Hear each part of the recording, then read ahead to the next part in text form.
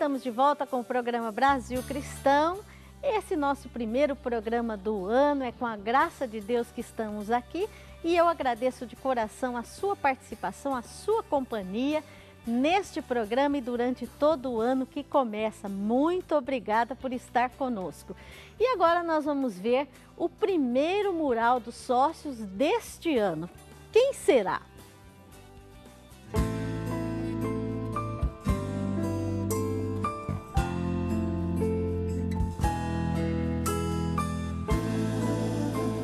No mural de hoje, recebemos a foto da nossa sócia Célia Silva e de sua filha Dayana, da cidade de Formiga, Minas Gerais. Que Deus continue abençoando a senhora e toda a sua família. Receba o nosso muito obrigado por fazer parte dessa obra evangelizadora.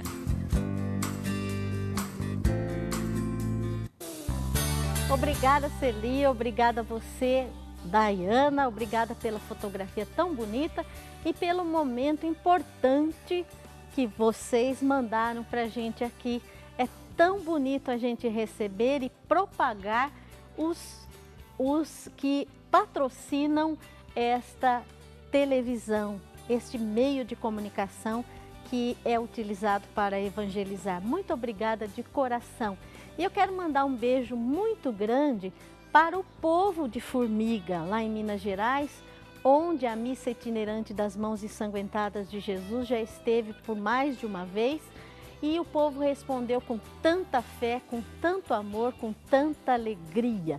Muito obrigada de coração, viu? Vocês são muito queridos nossos e agradecemos por tudo que fazem por nós, principalmente os representantes que têm nos ajudado tanto, viu? Obrigada de coração, que Deus abençoe vocês cada dia mais. E tenho certeza que Deus vai retribuir o cêntuplo de tudo que fazem por esta obra que é dele. Obrigada mesmo. E nós continuamos com o nosso programa Brasil Cristão e agora eu tenho a satisfação de receber aqui o nosso arcebispo metropolitano da Arquidiocese de Campinas, Dom Ayrton José dos Santos, que vem nos ensinar sobre o ano da misericórdia. Dom Ayrton, sua bênção. Bem, graças a Deus. Que bom recebê-lo hoje aqui. Nós estávamos esperando o senhor desde o ano passado, mas os compromissos são muitos, né, Dom Ayrton? São bastante. E nós queremos, então, começar falando um pouquinho dessa vida cheia de trabalho do senhor, né? Esse ano o senhor completa 4 anos que assumiu a Arquidiocese de Campinas, é isso? Agora em abril deste ano 2016, no dia 15, eu completo o 4º ano que estou aqui em Campinas. Vim para cá em 12 de abril, tomei posse na Arquidiocese, 12 de abril de 2012. E não faltam trabalhos, não, né? Não. E depois a gente fica sabendo que nesses 4 anos só se agregaram mais trabalhos para o senhor, não é verdade? O senhor é presidente também da Regional Sul 1 da CNBB. O que significa isso, Dom Ayrton? Então, a Conferência Nacional dos Bispos do Brasil, ela é dividida em regionais pelo país afora. São vários regionais, 17, 18 regionais. E o nosso regional aqui, Sul 1, é o estado de São Paulo todo. São 41 dioceses que compõem o estado de São Paulo e o regional Sul 1 da CNBB. Cada regional, no período em que a CNBB também troca a sua presidência, cada regional elege a sua presidência. Isso foi ano passado. Ano passado, a conferência toda elegeu a nova presidência. O presidente é o Dom Sérgio da Rocha, que é o arcebispo de Brasília. O vice-presidente, o Dom Leonardo, que já era o vice-presidente, o secretário Dom Leonardo, que já era o secretário na gestão anterior, e o Dom Murilo ficou como vice-presidente. Então, 2 foram renovados, né? O presidente e o vice-presidente, o secretário permanece. Em cada regional também tem a mesma estrutura. Um bispo que é presidente do regional, um bispo que é o vice-presidente e um outro bispo que é o secretário. Aqui no estado de São Paulo, então, ano passado foi feita a eleição na Assembleia dos Bispos E eu fui eleito presidente. O bispo de Mogi das Cruzes, Dom Pedro Stringini, foi eleito vice-presidente. E Dom Júlio Acamini, que é bispo auxiliar em São Paulo, foi eleito como secretário do regional Sul 1 da CNBB. Então, o trabalho ele é intenso, né? Mais do que de quantidade, ele é intenso. Acompanhar um pouco a caminhada que a igreja faz no estado de São Paulo, tem as assembleias para isso, tem a Assembleia dos Bispos, a Assembleia das Igrejas, uma vez a cada ano. Depois tem as pastorais todas espalhadas pelo estado de São Paulo, todas as pastorais organizadas no estado, nas dioceses, nas províncias eclesiásticas, nas sub-regiões pastorais.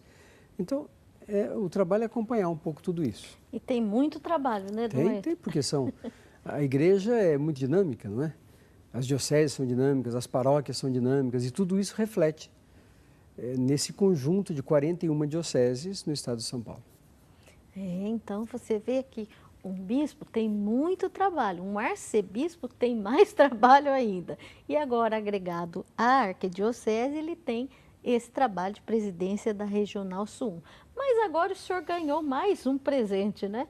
Nesse final de ano, que é a administração da Diocese de São Carlos, é isso, Dom Ayrton? Então, no dia 16 de dezembro, o Papa me nomeou, então, administrador apostólico da Diocese de São Carlos.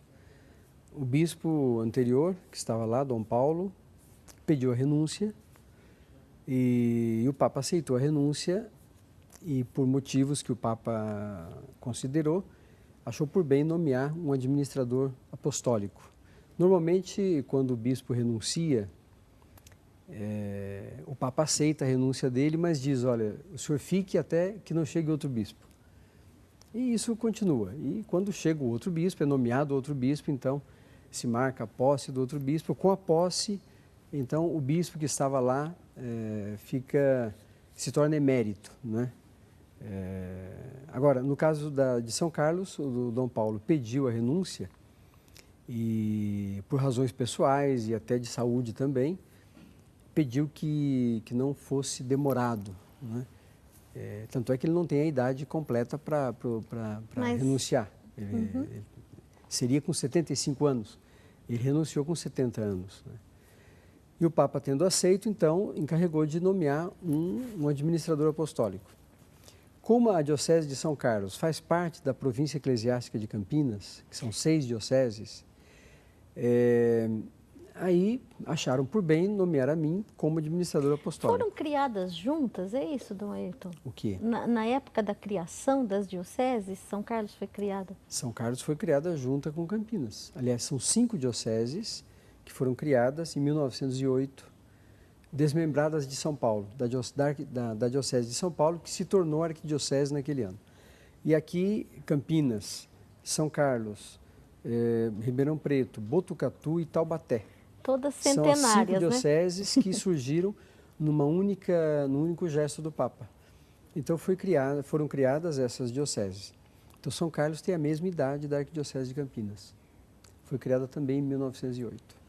Que beleza, né? Então o senhor foi dado de presente aí para o senhor mais um trabalho. Um pouquinho mais de serviço, né? Mas é uma alegria porque a gente pode servir melhor. E os padres, a igreja de São Carlos, como igreja, ela não está parada, né? Ela continua o seu caminho. E é bom ter uma referência, né? Todos nós precisamos de uma referência. E, no caso, agora, esse período, né, de administração da Diocese de São Carlos não é para ocupar o lugar do bispo diocesano. Eu estou lá, sou bispo, sou arcebispo de Campinas, sou metropolita da província eclesiástica, mas não sou o pastor próprio daquela igreja de São Carlos. Então, recebi essa incumbência de ajudar na preparação para que venha um novo bispo diocesano. Aguardando, né? Aguardando. E o Papa vai nomear a hora que for. Então, vai nomear o bispo diocesano e isso acontece para não ocorrer aquele intervalo que a gente fica sem saber, e agora? Tem que esperar quando, quanto? Então, o que aconteceu foi que, com a minha nomeação como administrador apostólico, eu me encarrego agora de acompanhar a Diocese de São Carlos até que venha o pastor bispo próprio da Diocese. Isso é bonito, né, Dom Ayrton? Porque a gente vê que a igreja é tão sábia, né? E vem com essas soluções para o povo não ficar um povo sem pastor, né? E para continuar a caminhada da igreja, né, da história. E fica tão bem assim, né? Graças a Deus, Graças né? a Deus. E então, Dom Ayrton tem muito trabalho, mas dentro desse muito trabalho, ele arrumou um tempinho para estar aqui com a gente hoje, falando sobre o Ano da Misericórdia. Aliás, você que recebe a revista Brasil Cristão, essa é a nossa revista de janeiro, com essa capa da família, porque nós estamos vivendo aqui na Rede Século XXI, na Associação do Senhor Jesus, a nossa campanha Renova Minha Família. A gente tem planos, né, Dom Ayrton, quando começa o ano, né? Isso. Vou fazer isso, vou fazer aquilo, vou fazer alguma coisa. Então, aqui a gente quer renovar a família, porque é uma preocupação da igreja também, né? É uma preocupação tão atual, né? Renova a minha família. E dentro da revista Brasil Cristão, nós temos, durante todo esse ano, a coluna Ano da Misericórdia. Então, você pode encontrar aqui na sua revista Brasil Cristão, durante todo o ano, até o dia 20 de novembro, né, que se encerra o Ano da Misericórdia, a coluna Ano da Misericórdia. Quem nos ajuda, Dom Ayrton, é o padre Air José Mendonça, que é também um dos sacerdotes que colaboram com a Associação do Senhor Jesus. Dom Ayrton, o que o senhor nos diz sobre o Ano da Misericórdia? Mas acho que antes do senhor começar a falar, nós poderíamos ver um vídeo muito bem preparado que nos mostra toda a dinâmica lá do Ano da Misericórdia e que vem justamente nos ajudar, e depois com as palavras do Dom Ayrton nós vamos entender melhor o que é esse Ano da Misericórdia. Vamos ver juntos? Um Ano Santo é um dos momentos mais importantes da Igreja Católica, mas já que normalmente acontece uma vez a cada 25 anos, ele é muitas vezes mal compreendido. Dado que o Jubileu da Misericórdia deste ano é extraordinário, é ainda mais confuso. Aqui estão as respostas para algumas das perguntas mais comuns sobre o Jubileu da Misericórdia. O que é um Ano Santo? A tradição judaica inspirou a Igreja Católica para começar a celebrar o Jubileu ou Ano Santo. A tradição católica foi iniciada no ano de 1300 pelo Papa Bonifácio VIII. Um Ano Santo é um perdão geral, aberto a todos. É uma proposta especial para se aproximar de Deus e dos outros. Qual a diferença entre o Jubileu ordinário e um extraordinário? Há jubileus ordinários e extraordinários. Desde 1475, o Jubileu ordinário é comemorado uma vez a cada 25 anos. Os extraordinários são convocados apenas para ocasiões especiais. Até agora, houve 24 jubileus ordinários e 4 extraordinários. O Jubileu da Misericórdia, convocado pelo Papa Francisco, é o 5º. O último jubileu extraordinário foi instituído pelo Papa João Paulo II em 1983. Ele também impôs o último ordinário, o Jubileu do ano 2000. Por que o Papa convocou o Jubileu extraordinário? O Papa anunciou o Jubileu da Misericórdia em março. A decisão oficial aconteceu quando ele leu a bula de proclamação em abril. Na época, ele explicou seu raciocínio.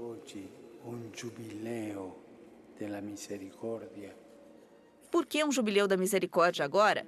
Simplesmente porque a Igreja, neste momento de grandes mudanças históricas, é chamada a oferecer com mais intensidade os sinais e presença da proximidade de Deus. Este não é um tempo para distrações.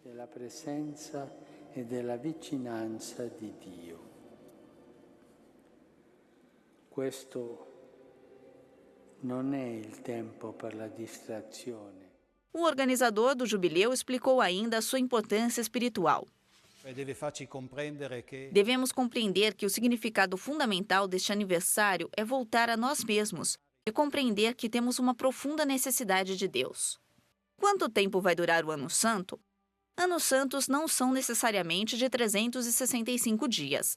O Jubileu da Misericórdia será inferior a um ano. Ele começou em 8 de dezembro e vai até 20 de novembro de 2016. Quantas pessoas irão a Roma? O Jubileu do ano 2000 atraiu cerca de 25 milhões de peregrinos a Roma. Estima-se que aproximadamente o mesmo número irá durante o Jubileu da Misericórdia. Haverá uma multidão ao longo do ano na Basílica de São Pedro e outras igrejas da região. Os donos das lojas perto do Vaticano dizem que estão se preparando para um ano movimentado. Que eventos acontecerão? Vai ser um ano extremamente cheio, uma vez que a Porta Santa na Basílica de São Pedro foi aberta em 8 de dezembro, outras portas santas também serão abertas. Os eventos estarão centrados no conceito de misericórdia. Isso significa um cuidado especial para fazer a confissão, uma parte fundamental do jubileu. Certamente, o sacramento da reconciliação terá um lugar central em todos os dias do jubileu, mas haverá algumas igrejas especiais, 3 igrejas perto da Basílica de São Pedro, que serão dedicadas à celebração do sacramento da penitência. Haverá uma vigília de oração para enxugar as lágrimas em maio e um jubileu para os presos em novembro. Visite o site www.im.va para obter mais informações sobre todos os eventos programados. O que é a Porta Santa? O primeiro rito do Jubileu da Misericórdia é a abertura da Porta Santa. Durante a sua viagem à África, o Papa Francisco abriu a Porta Santa da Catedral de Bangui, na República Centro-Africana. Foi um poderoso gesto para mostrar que o Jubileu da Misericórdia está aberto em todas as partes do mundo. Mas o Papa também abriu a Porta Santa mais conhecida da Basílica de São Pedro. Normalmente, ela é aberta apenas uma vez a cada 25 anos. Na verdade, uma parede de tijolos é construída para cobri-la até que seja demolida para o próximo jubileu. Como este é um jubileu extraordinário, a Porta Santa foi aberta. Ela simboliza o caminho extraordinário que os católicos podem abrir à sua fé. Para os peregrinos, o destaque da viagem é passar pela Porta Santa. É seguro visitar Roma? Na sequência dos ataques terroristas em Paris, a segurança foi reforçada em toda a Europa. Por causa de seu lugar como centro da Igreja Católica, Roma tem sido considerada um possível alvo para um futuro ataque terrorista. O jubileu agravou ainda mais as preocupações sobre um possível ataque. As patrulhas militares e policiais italianas são uma presença constante em todos os principais locais turísticos, especialmente o Vaticano e a Praça de São Pedro. No entanto, a maioria dos romanos está mais preocupada com o sistema de transporte público da cidade, que vai receber mais turistas, do que com um possível ataque terrorista. O Ano Santo já começou, dia 8 de dezembro, né, Dom Ayrton? E nós recebemos aí algumas instruções, alguma ideia do que é. Mas agora Dom Ayrton vai dizer para nós, numa linguagem bem simples, bem fácil, o que é para nós que não podemos ir lá para Roma, como a gente pode vivenciar esse ano da misericórdia, Dom Ayrton?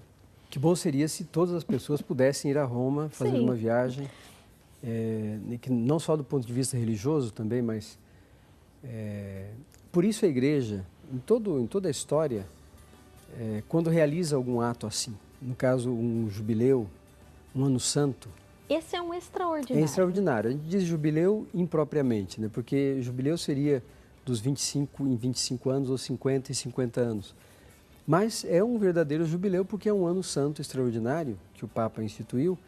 E tem 2 razões que no vídeo nós vimos, uma delas pelo menos, mas 2 razões fundamentais para que o Santo Padre instituísse esse ano santo. Primeiro, como ele mesmo diz na bula, a própria situação atual pede da Igreja um esforço a mais para apresentar Jesus Cristo de modo mais convincente para as pessoas.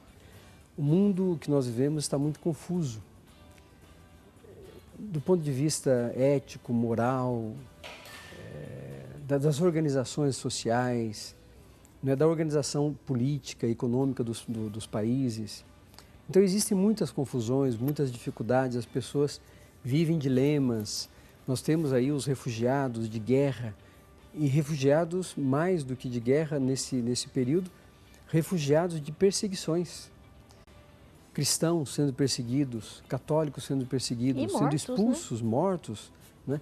Então, veja, é um momento muito particular na história da humanidade. Então, o Papa, com a sensibilidade que tem, então instituiu este ano santo extraordinário da misericórdia.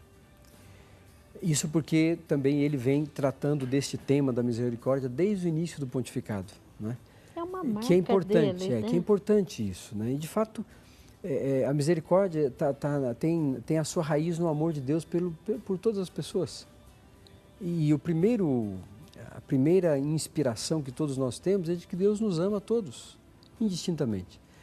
Então, a partir daí, pensar a misericórdia, ou seja, como é que nós, católicos, como é que a Igreja vai apresentar Jesus Cristo de modo mais explícito, convincente, né? mais direto.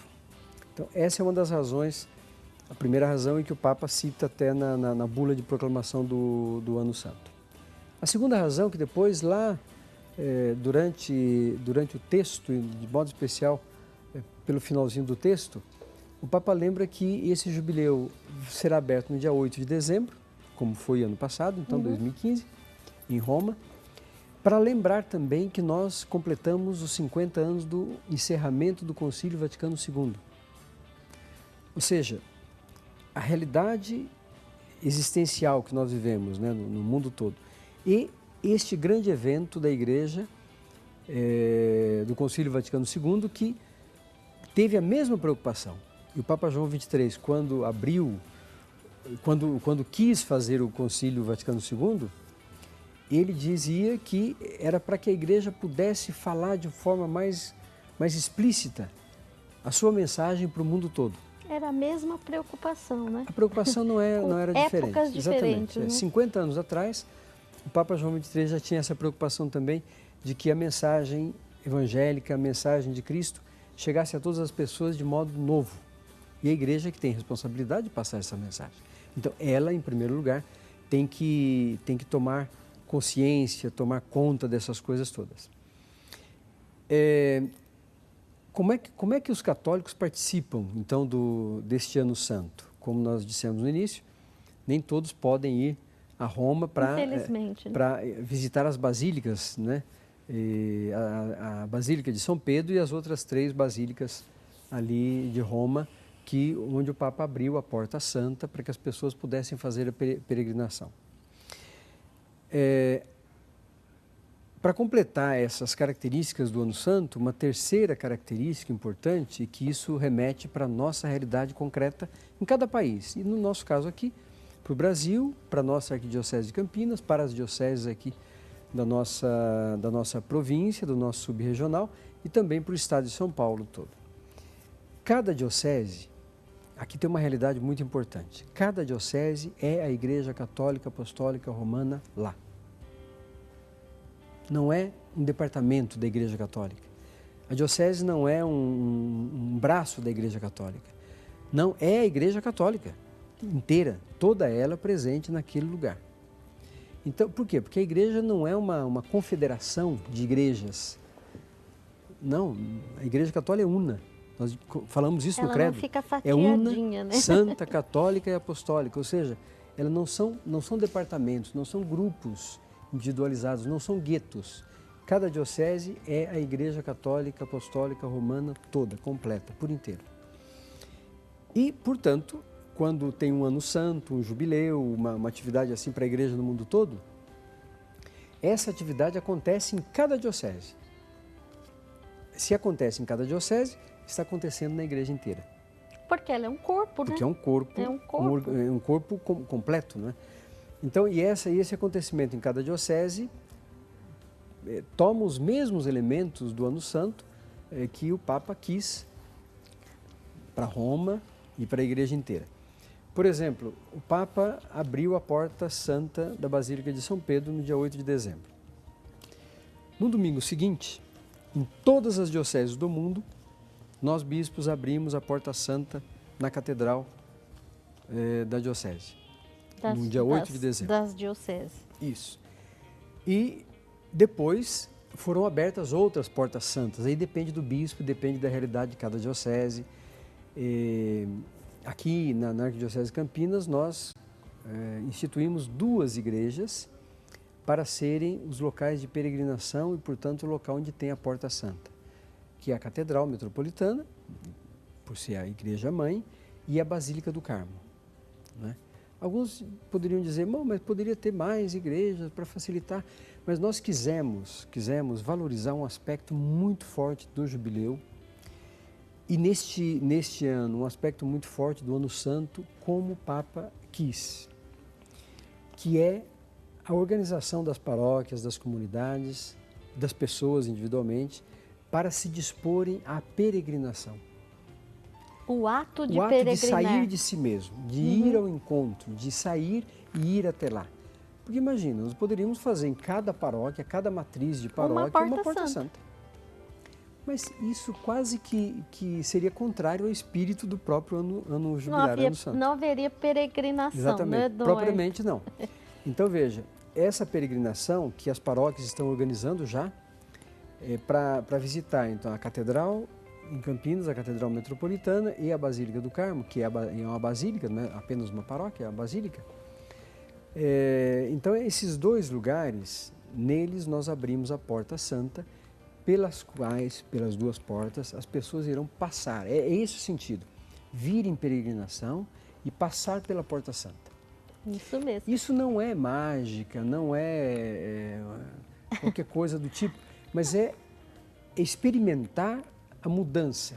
Nós vamos falar isso, Dom Ayrton, no próximo bloco, porque nós temos até imagens desse momento da Porta Santa aqui na Arquidiocese, que nós queremos mostrar para você, e você certamente vai imaginar ou relembrar a Porta Santa aí da sua diocese, né? Nós estamos falando aqui da nossa realidade, mas a realidade de todo o nosso Brasil e do mundo também, né? Eu quero chamar a atenção aqui para uma querida pessoa que entrou em contato conosco, Dom Ayrton, é a dona Guilhermina Fonseca Melão, lá de Brusque, em Santa Catarina. Ela está pedindo oração, olha que bonitinha, pelos meus 7 filhos, 26 netos e 11 bisnetos. E ela está pedindo pela sua família, saúde e paz. E está desejando para nós, Dom Ayrton, para o senhor e para mim, um feliz 2016. Ela disse que assiste sempre o nosso programa aqui e que tem os CDs e que ouve as canções. Muito obrigada, viu, dona Guilhermina? Um beijo bem grande para a senhora. E a gente vai para um pequeno intervalo e já voltamos com o nosso programa Brasil Cristão, cujo tema é Ano da Misericórdia. Até já!